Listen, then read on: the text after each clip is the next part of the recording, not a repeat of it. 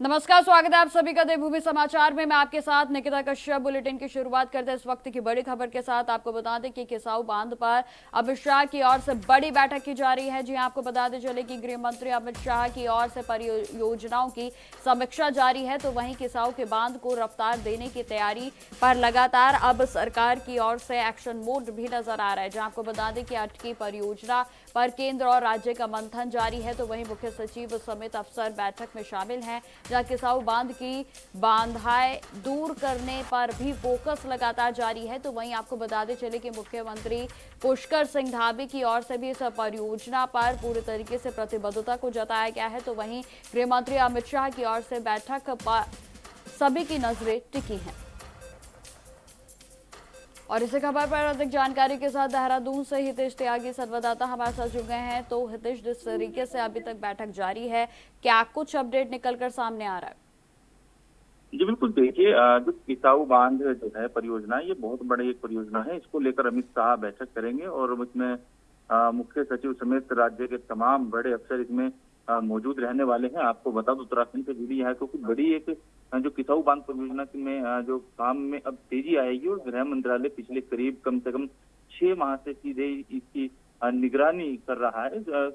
सोमवार को गृह मंत्री अमित शाह सभी हितधारक राज्यों के अफसरों के साथ दिल्ली में बैठक करेंगे, और कहीं ना कहीं इसके बाद 16 जून को मुख्यमंत्री पुष्कर सिंह धामी के साथ भी बैठक करने वाले हैं।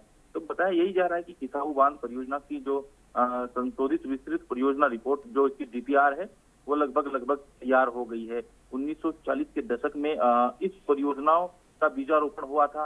वर्ष 1996 की अगर हम बात करें तो उसमें इसकी एक डीपीआर तैयार हुई है, लेकिन पर्यावरण संबंधी आपत्ति और अन्य कारणों से यह आगे नहीं बढ़ पाई है। तो लिहाजा इसके अमित शाह लगातार इस परियोजना को लेकर अधिकारियों को निर्देश देते रहे हैं, और अभी लगातार जो राज्य के अधिकारी है वो भी कहीं ना कहीं भी बैठक करे। तो अमित शाह इसकी सोमवार को सभी आला अधिकारियों के साथ मुख्य सचिव इस बैठक में रहने वाले, तो इसमें समीक्षा होनी है और इसमें पूरी एक बड़ी बैठक मंथन इसमें होने वाली है। जी बिल्कुल हितेश, जिस तरीके से आपने बताया कि बेहद ही बड़ी परियोजना है, तो क्या कुछ इस पर आउटपुट निकल कर सामने आ सकता है? क्योंकि आपने बताया कि बैठक में तमाम सचिव भी मौजूद हैं और तमाम अधिकारी भी मौजूद हैं। क्या बड़ा अपडेट आज निकल कर सामने आ सकता है बैठक के बाद? जी बिल्कुल। देखिए, जिस तरीके से देश के गृह मंत्री उत्तराखंड को लेकर हमेशा से ही संजीदा रहते हैं, वो तमाम ऐसी परियोजनाओं पर काम कर रहे हैं, अधिकारियों को लगातार निर्देश दे रहे हैं, उनके साथ बैठक कर रहे हैं। तो कहीं ना कहीं इसका इनपुट साफ तौर पर यही है कि अमित शाह उत्तराखंड को लेकर बेहद गंभीर नजर आते हैं, और कोई भी बड़ा प्रोजेक्ट हो, चाहे वो रेलवे का प्रोजेक्ट हो, या फिर वो चारधाम का प्रोजेक्ट हो, या फिर वो एनएचएआई का प्रोजेक्ट हो, तो तमाम ऐसे उत्तराखंड में प्रोजेक्ट चल रहे हैं जिसको लेकर अमित शाह पहले से भी मंथन करते रहे हैं, अधिकारियों को निर्देश देते रहे हैं। और जब जब मुख्यमंत्री पुष्कर सिंह धामी सेंट्रल गए हैं और उत्तराखंड के लिए कुछ भी मांगा है उन्होंने, तो हमेशा केंद्र सरकार मुख्यमंत्री पुष्कर सिंह धामी को हमेशा से देती रही है। कोई भी प्रोजेक्ट जिस पर भी धामी ने कहा है कि इस तरह का जरूरत उत्तराखंड को है, तो कहीं ना कहीं केंद्र सरकार ने हमेशा से ही उत्तराखंड के लिए हाथ आगे किया है। जी ठीक है हितेश, तमाम जानकारी के लिए आपका बहुत बहुत धन्यवाद।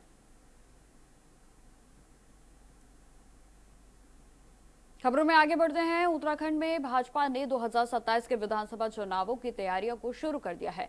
जी हां, पार्टी के संगठन लगातार जनता के बीच पहुंचकर केंद्र और राज्य सरकार की योजनाओं और उपलब्धियों को लोगों तक पहुंचाने में जुटे हैं। तो वहीं भाजपा के प्रदेश महामंत्री कुंदन परिहार का कहना है कि पार्टी मुख्यमंत्री पुष्कर सिंह धामी के नेतृत्व में ही 2027 का विधानसभा चुनाव लड़ेगी। उन्होंने कहा कि भाजपा कार्यकर्ता राज्य में चल रहे विकास के कार्यों और जन कल्याणकारी योजनाओं को लेकर भी लगातार जनता के बीच सक्रिय हैं। तो वहीं सरकार की उपलब्धियों को घर घर तक पहुंचाने का काम भी किया जा रहा है। परिहार का यह भी दावा है कि मुख्यमंत्री पुष्कर सिंह धामी के नेतृत्व में ही राज्य में तेजी से विकास कार्य हुए हैं, और जहां जनता का विश्वास भाजपा के साथ और भी मजबूत हुआ है। उन्होंने भरोसा जताया है कि 2027 के विधानसभा चुनावों में भाजपा एक बार फिर से बड़ी जीत दर्ज करेगी और लगातार तीसरी बार सरकार बनाने में सफल होगी।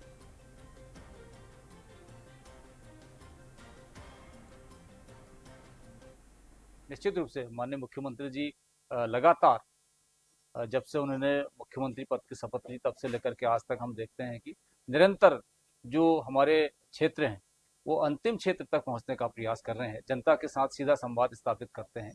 तो हम समझते हैं कि उसके आधार पर हम 2027 के चुनाव में बड़ी विजय के साथ अब खबर देहरादून से है, जहां भाजपा संगठन को लेकर महत्वपूर्ण जानकारी सामने आई है। राज्यसभा के सांसद नरेश बंसल ने इस पर कहा है कि राष्ट्रीय अध्यक्ष इन दिनों देश भर के विभिन्न राज्यों के दौरे पर हैं और जहां संगठन की गतिविधियों का फीडबैक भी ले रहे हैं। वे राज्यों में पार्टी के मजबूती, जनसंपर्क अभियान और चल रहे कार्यक्रमों पर भी समीक्षा कर रहे हैं। और साथ ही साथ नरेश बंसल की ओर से यह भी कहा गया कि राष्ट्रीय अध्यक्ष के नेतृत्व में संगठन को और भी अधिक मजबूत बनाने की दिशा में लगातार काम किया जा रहा है।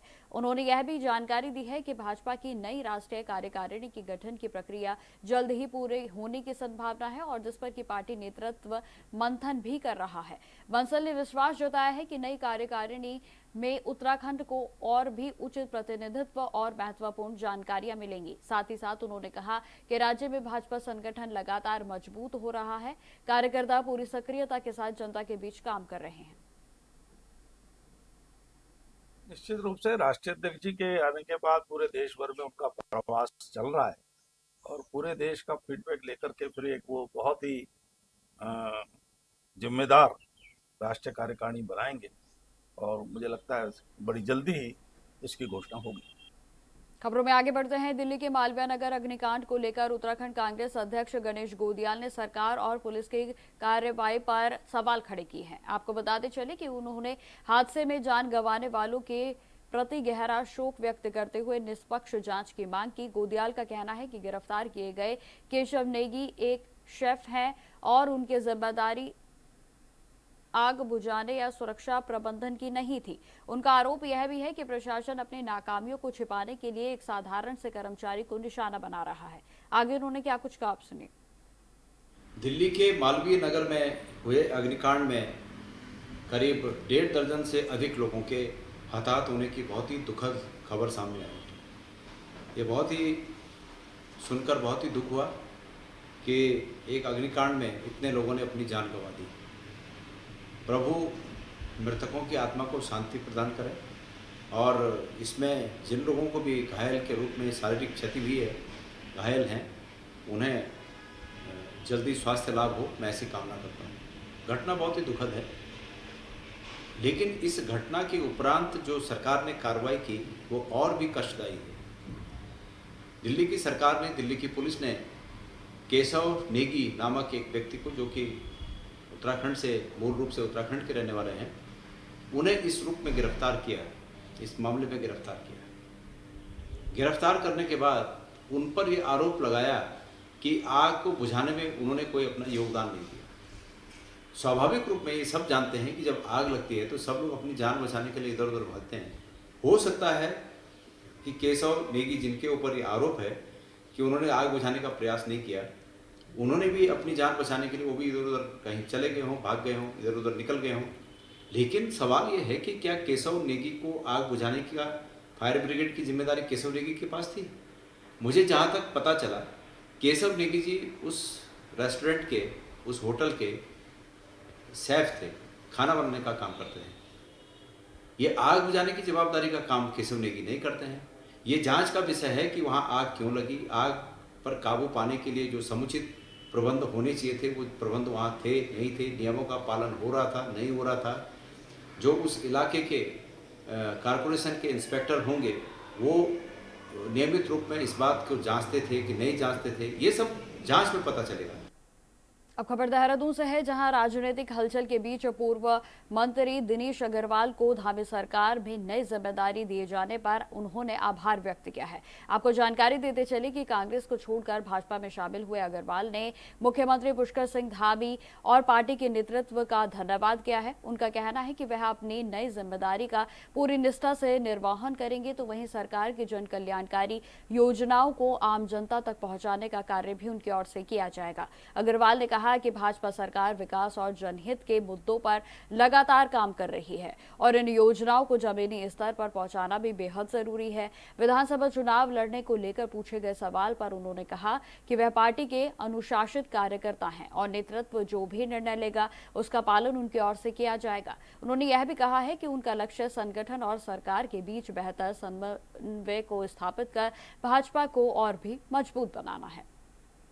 देखिए, इस समय मेरी तैयारी का प्रश्न नहीं है, इस समय तो पार्टी की तैयारी का प्रश्न है। इसमें किसी व्यक्ति के प्रति नहीं है। और धर्मपुर में कोई वैकेंसी थोड़ा ना है। धर्मपुर में तो हमारे स्थानीय वो विधायक हैं, तो इसलिए वो नहीं है। प्रश्न इसी चीज का नहीं। पार्टी जिसको जो जिम्मेदारी देती है वो उसका निर्वहन करता है, और मेरा यही कहना है कि पार्टी ने जो आज मुझे जो जिम्मेदारी दी है, मैं उसका बिल्कुल निष्ठा और कर्तव्य परायणता से निर्वहन करूंगा, और भविष्य में जो भी पार्टी मुझे जिम्मेदारी देगी उसका भी निर्वहन करूंगा। खबरों में आगे बढ़ते हैं। अब खबर रुड़की ब्लॉक के माधोपुर से है, जहां हरजरपुर गांव में ग्राम प्रधान के खिलाफ जांच न होने से ग्रामीणों का गुस्सा फूट पड़ा है। जी हां, आपको बता दें कि ग्रामीणों ने आरोप लगाया है कि जांच के आदेश होने के बावजूद भी बीडीओ के द्वारा 1 साल से अधिक समय तक कोई भी कार्रवाई नहीं की गई, और इसी को लेकर ग्रामीणों ने खंड विकास अधिकारी कार्यालय के बाहर जमकर नारेबाजी की। तो वहीं बीडीओ सुमन कोठियाल का कार्यालय का घेराव भी किया गया है, जहां ग्रामीणों का कहना है कि आज सुबह 10 बजे जांच टीम को गांव पहुंचना था, लेकिन अधिकारी शाम 3:30 बजे तक पहुंचे, और जहां बिना उचित जांच किए ही केवल कागजों पर हस्ताक्षर कराकर वापस लौट गए, जिससे कि ग्रामीणों में काफी आक्रोश बढ़ गया। तो वहीं इसके बाद ग्रामीणों ने भ्रष्टाचार के आरोप लगाते हुए ब्लॉक अधिकारियों के खिलाफ जमकर नारेबाजी की, और जहां प्रधान से भी मिलीभगत के आरोप लगाए गए हैं। ग्रामीणों ने साफ कहा है कि अब इस तरह का भ्रष्टाचार किसी भी हालत में बर्दाश्त नहीं किया जाएगा, और निष्पक्ष जांच की मांग भी उनकी ओर से की गई।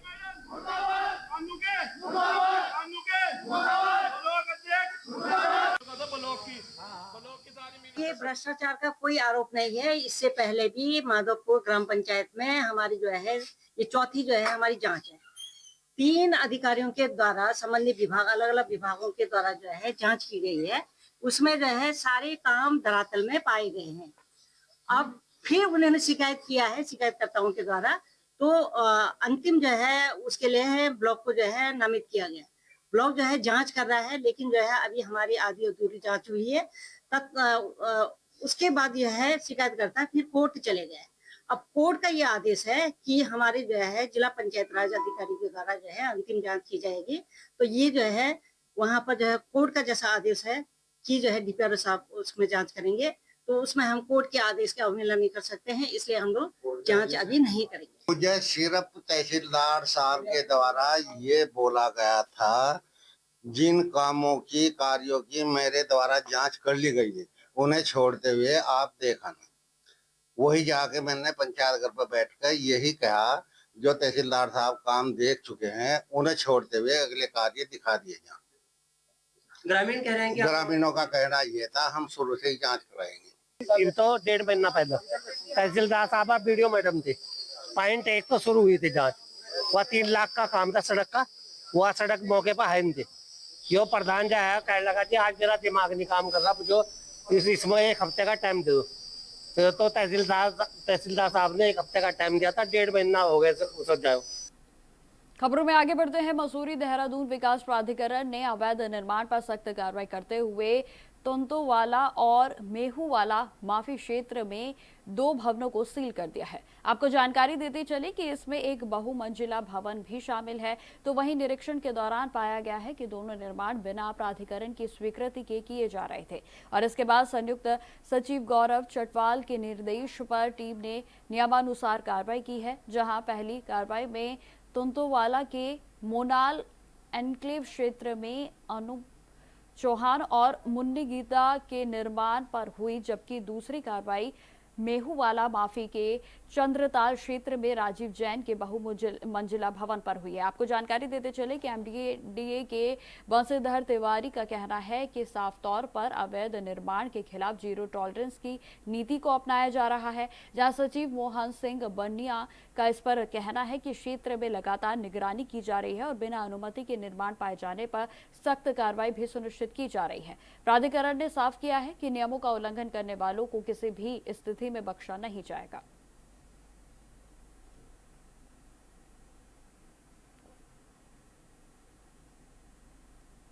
खबरें लगातार जारी रहेंगी, फिलहाल रुकते छोटे से ब्रेक के लिए।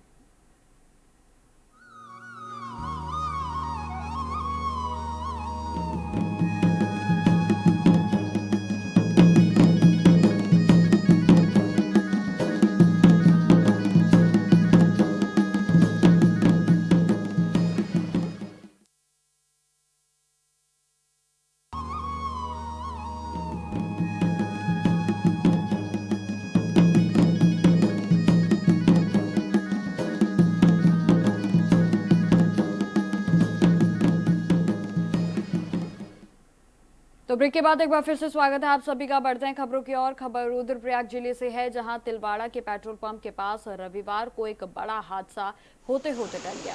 जानकारी के अनुसार केदारनाथ धाम की यात्रा पर जा रही एक महिंद्रा XUV 700 अचानक से अनियंत्रित होकर करीब 50 मीटर गहरी खाई में नदी किनारे जा गिरी और जहां वाहन में चालक समेत 5 लोग सवार थे। हादसे की सूचना मिलते ही पुलिस और SDRF की टीमें मौके पर पहुंची और जहां रेस्क्यू अभियान को चलाकर सभी यात्रियों को सुरक्षित बाहर निकाल लिया गया है। दुर्घटना में 2 महिलाएं गंभीर रूप से घायल हो गई हैं, जबकि चालक सहित 3 अन्य लोगों को भी मामूली चोटें आई हैं। सभी घायलों को एम्बुलेंस की मदद से चिकित्सालय में भर्ती कराया गया है और जहां उनका उपचार जारी है। तो वहीं जानकारी के अनुसार सभी यात्री पश्चिम बंगाल और पूर्वोत्तर भारत के विभिन्न क्षेत्रों से केदारनाथ यात्रा पर निकले थे। राहत की बात यह है कि हादसे में किसी की जान जाने की कोई खबर सामने नहीं आई है।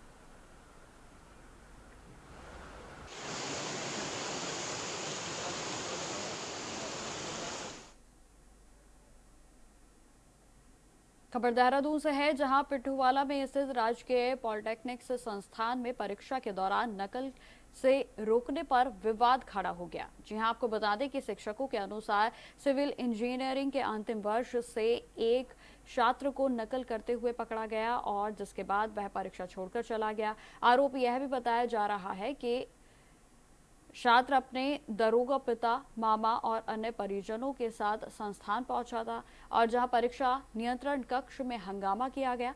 शिक्षकों और कर्मचारियों के साथ मारपीट व अभद्रता के आरोप भी लगाए गए हैं।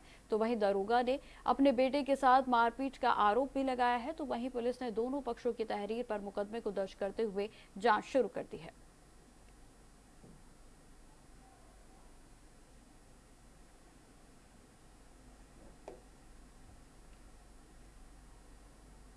अब खबर डोईवाला से है, जहां तहसील प्रशासन ने मांजरी ग्रांट के लाल तप्पड़ क्षेत्र में सरकारी भूमि पर की गई अवैध प्लांटिंग के खिलाफ बड़ी कार्रवाई करते हुए बुलडोजर चलाकर कब्जों को ध्वस्त कर दिया है।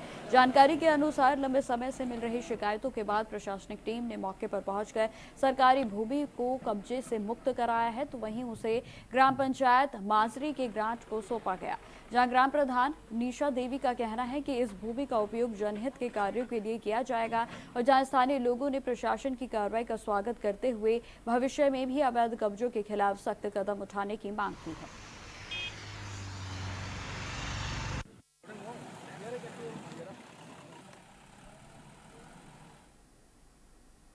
देहरादून में जिला अधिकारी एवं स्मार्ट सिटी के लिमिटेड के CEO डॉक्टर आशीष चौहान ने स्मार्ट सिटी परियोजनाओं की समीक्षा बैठक में अधिकारियों को कार्यों में तेजी लाने के निर्देश दिए हैं। जहां बैठक में बताया गया है कि 22 में से 21 परियोजनाएं पूरी तरीके से संपन्न हो चुकी हैं और जिसमें से 10 संबंधित विभागों को हस्तांतरित की जा चुकी हैं। जहां डीएम ने शेष 11 परियोजनाओं के हैंडओवर की विस्तृत रिपोर्ट मांगी। तो वहीं निर्माणाधीन ग्रीन बिल्डिंग परियोजना की 40% प्रगति पर भी संतोष जताते हुए कार्य में तेजी, पर्याप्त श्रमिकों की तैनाती और नियमित मॉनिटरिंग के निर्देश भी दिए गए। देरी के कारणों पर भी रिपोर्ट को तलब किया जाएगा।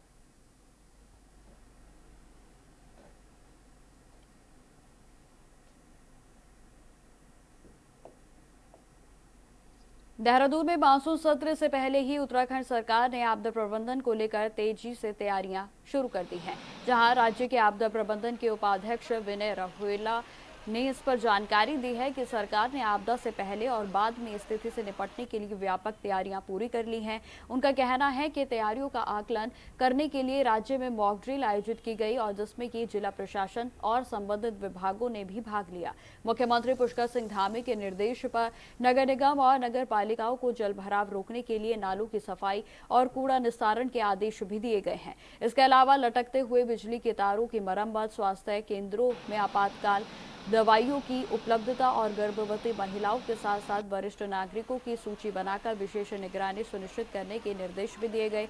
आपदा की स्थिति से निपटने के लिए NDRF, SDRF और स्थानीय पुलिस को भी अलर्ट मोड पर रखा गया है।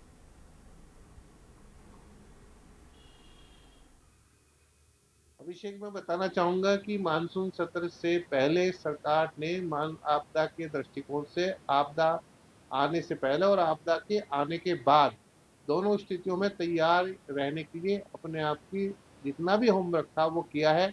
मानसून सत्र से पहले हमको अब एक मॉक ड्रिल हमने इसकी की थी मानसून सत्र से पूर्व की तैयारी के लिए, और उसमें सभी जिला प्रशासन और अन्य अधिकारी बंधु जो इस आपदा के अंतर्गत दृष्टिगोचर रहते हैं उनको सबको सम्मिलित किया था, और पूरा एक दिन वो मॉक ड्रिल चली थी। साथ ही मानसून सत्र में आपदा के बाद जो घटनाएं होती है बड़ी तीव्र गति से बढ़ती है। जैसे मैं बताता हूँ, नगर निगम, नगर पालिका, नगर पंचायतें के अंतर्गत जो नाले हैं वो चौक हो जाते हैं, आपने बताया है। लेकिन सभी जगह निर्देश दिए गए हैं कि सभी नालों को खुलवाने के लिए नगर प्रशासन तेजी से काम करे। पर्यटन सीजन के दौरान मसूरी में बढ़ते ट्रैफिक जाम की समस्या को देखते हुए प्रशासन अब एक्शन मोड में आ गया है। जी हां, आपको बता दें कि बीते शनिवार को एसडीएम मसूरी राहुल आनंद ने विभिन्न विभागों के अधिकारियों के साथ शहर के 9 प्रमुख चौराहों और जाम प्रभावित क्षेत्रों का निरीक्षण किया।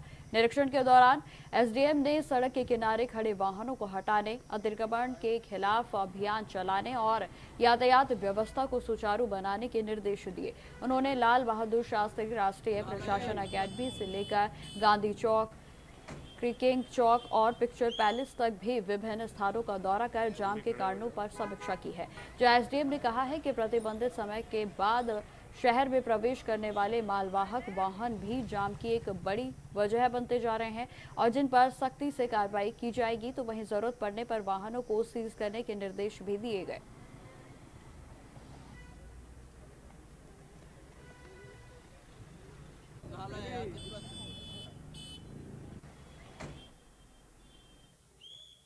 हमारे पूरी मसूरी में जो हमने आइडेंटिफाई किए हैं लगभग 9 चौक पॉइंट्स हैं, ऐसे जंक्शन हैं जहाँ पे जाम लगता है सबसे ज़्यादा, जैसे क्लीन क्रैक हो गया, लाइब्रेरी चौक, लबासना के पास चौक है, अनुपम चौक, अग्रसेन चौक, पिक्चर पैलेस और 0 पॉइंट। तो हमने इन्हीं को आइडेंटिफाई किया है और इस पर जंक्शन इम्प्रूवमेंट करना चाह रहे हैं। इस तरह से हम करना चाह रहे हैं कि जो टू वे ट्रैफिक है वो निरंतर चलता रहे, साइनेजेस इंप्रूव करें, पार्किंग स्पेसेस को इंप्रूव किया जाए। उस क्रम में सभी डिपार्टमेंट के साथ आज हमारी जंक्शन इम्प्रूवमेंट की टीम मौके पे है और इसके बाद इसका कार्य किया जाएगा। ये बिल्कुल हमारी पिछली बैठक में भी निर्णय लिया गया था कि जो भारी माल वाहन है वो रात्रि 10 से सुबह 8 के बीच में ही आएंगे। अभी जैसा मौके पे देखने में मिला, एक माल वाहन हमें है तो हमने उसको उस पर कार्रवाई पुलिस और आरटीओ विभाग के द्वारा कार्रवाई की जा चुकी है उस पर कि वो इस समय पे नहीं कर सकते हैं। और मैं सिर्फ से सभी मसूरी वासियों से अनुरोध करूँगा कि जो भी माल वाहन या कंस्ट्रक्शन मटेरियल जो भी आपको मंगवाना है वो रात्रि 10 से सुबह 8 के बीच ही करवाएंगे।